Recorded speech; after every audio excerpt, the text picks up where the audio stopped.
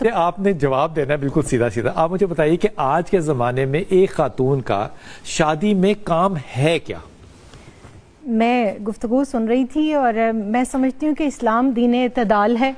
اس نے کچھ احکامات فرائض رکھے ہیں, اچھا, کچھ واجب ہیں, کچھ سنت ہیں, کچھ جو ہے وہ احسن کے درجے میں آتے ہیں, مستحبات ہیں. ٹھیک. اب مجھے اگر رہنمائی چاہیے تو مجھے علامہ اقبال کہتے ہیں بطول باش پنہا شو ازی اثر کہ در آغوش شبیر بگیری, کہ اے آج کی مسلمان بیٹی, اگر تجھے چاہیے کہ تو زمانے کی بیسٹ ویمن بنے, ویمن آف دا ایئر بنے, اور تو جنت میں بھی جائے, تو تجھے کیا کرنا ہے؟ تجھے بطولی کردار اپنانا ہے. اب آپ نے کہا تھا سیدھا جواب, سیدھا جواب میرے پاس کیا ہے؟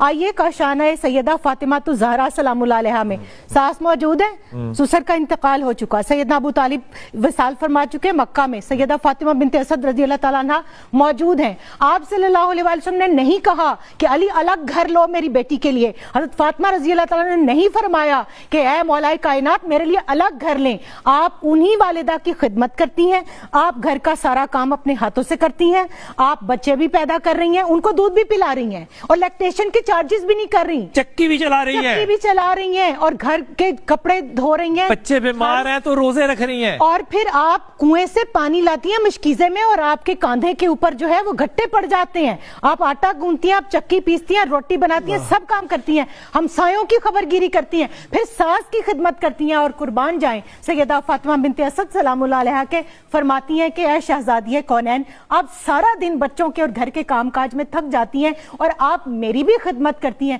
تو کتنے پیار سے آگے سے فرماتی ہیں کہ آپ میرے والد کی اور علی کی ماں نہیں, میری بھی ماں ہے. یہ معیار ہے, یہ پیمانہ ہے, یہ پیرامیٹر ہے. آپ نے سسر کی خدمت کی بات کی نا, میں بہت دکھ کے ساتھ کہتی ہوں, میں وہ عورت ہوں جس کو معاشرے میں سب سے زیادہ یہ سوال فیس کرنا پڑتا ہے, جی ہمارے اوپر ساس سسر کی خدمت کرنا تو فرض نہیں, تو آپ میں بتائیں آپ اپنے ماں باپ کو اپنی بھابھی کے پاس کیوں چھوڑ کے آئی ہیں؟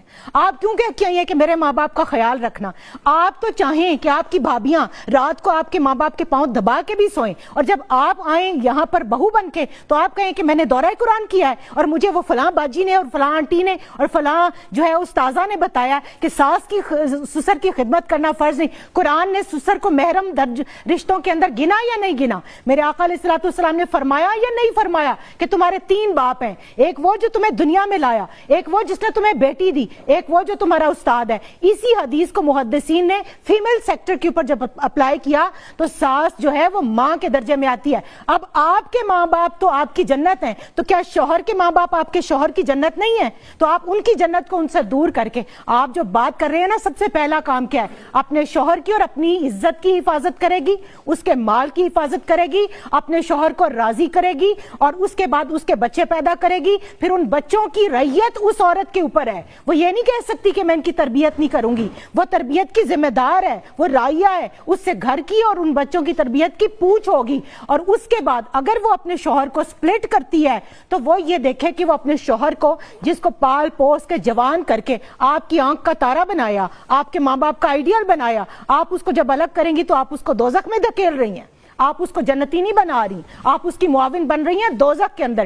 کیونکہ جو بات علامہ صاحب کر رہے تھے, لڑکے کے اوپر کسی طرح یہ جو ذمہ داری ہے یہ ساقط نہیں ہوتی کہ رات کو اگر ماں باپ بیمار ہیں تو وہ جو ہے ان کو پوچھے بھی نہ, ان کے پاس اویلیبل بھی نہ ہو, ان کو ایمرجنسی میں لے کے جانے کی ضرورت پڑے تو وہ وہاں بھی نہ ان کو لے جا سکے. یہ ہیں جی پروفیسر نوید فاطمہ. یہ